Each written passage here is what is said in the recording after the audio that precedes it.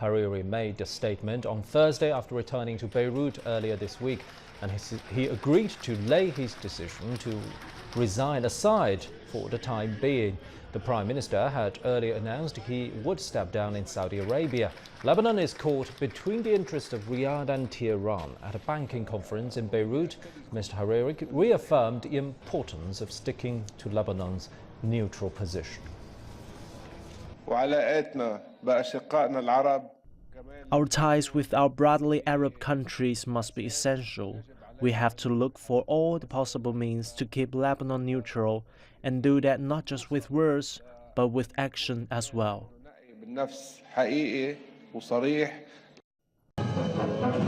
When Lebanese Prime Minister Saad Hariri backtracked on his intended resignation, he paved the way for negotiation between party members within his government and Saudi Arabia. The Iran-backed Hezbollah party wields tremendous strength in Lebanon, and the Saudi kingdom wants to weaken that stronghold not only inside the country, but also in the region.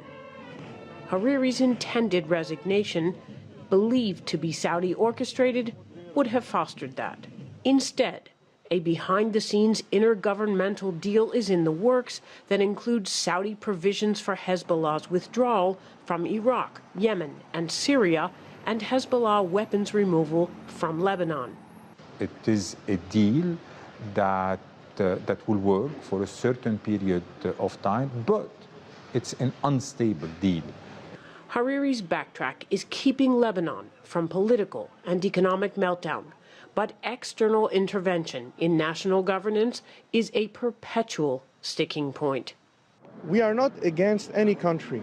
We are with our independence, just like any other country. We are with cooperation with all countries, however, not to take actual orders and directions from any country. Ultimately, it is unlikely Hezbollah or patron state Iran will agree to all or even most of the... But he elevated to power very, very fast. His first post when he was in his mid-20s was at Hayat al-Khubara, the committee of the senior advisors to the government. That's his first post that he got. And from that, he kept moving from one position to another, very ambitious. People who knew him remember him speaking about reform and his vision for Saudi Arabia at an early stage. I met him only once. He captivated the audience. He's very much charismatic and structured his sentences very well. I think he could be the leader we were waiting for in Saudi Arabia. Okay. But I just wish he will just broaden his decision-making process to include some form of a democratic process. I do think it's necessary to emphasize that by all appearances, he and these measures, especially as packaged under corruption and cracking down on crooks and thieves, are enormously popular at the moment. Very much. Miaso, something that we have not talked about so far, and something that I do want to talk about, and that is the impact these reforms are going to have on Saudi women. We've heard of changes, Miaso, in the country. From June of next year, women will be able to drive in the country. There is an effort in the country to increase the participation of women in the workplace. At the moment, it's about 20. Yes, it's about 22% right now. They want to push that up to 30% by 2030. So, Miaso, what does this mean for women in Saudi Arabia? It's mean a lot for us. Actually, we have our right from many years ago, and it's applied from when King Abdullah started give the woman a right for her position or anything. But actually, for this point, there's like a right time to be like to apply that currently. And so be open many opportunity for women. Additional, like I think in next days we will have like women to get like a position in the Saudi embassy outside of the country or the consulate or anywhere like in the world. Hussein, one final question. Yes. Has there been a precedent for what we are seeing in Saudi Arabia right now?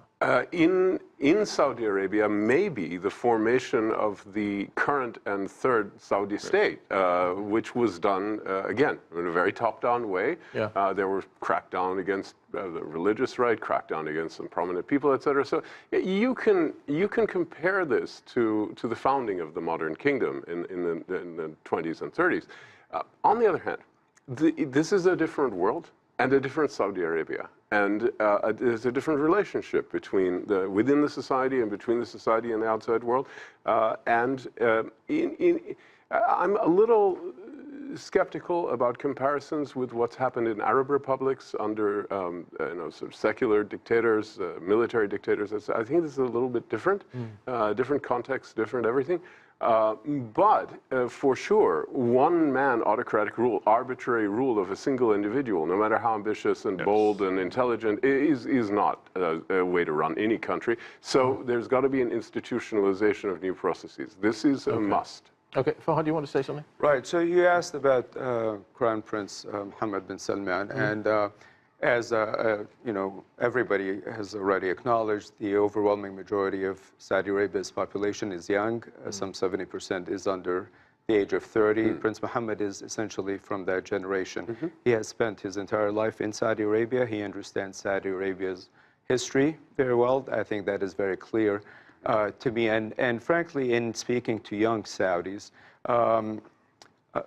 they're very fond of the way that he speaks. They find it very refreshing. He speaks with candor. He acknowledges that that mistakes have been made in the past. He acknowledges that there will be challenges in the present. But ultimately, his eye is always on the future. And we saw that in dramatic fashion at this event, the Future Investment Initiative event a few weeks ago, where he unveiled this, essentially what would become the first smart city in the world to be built from scratch. So Prince Mohammed has tremendous confidence in Saudi youth. He has confidence in the advisors that he has around him.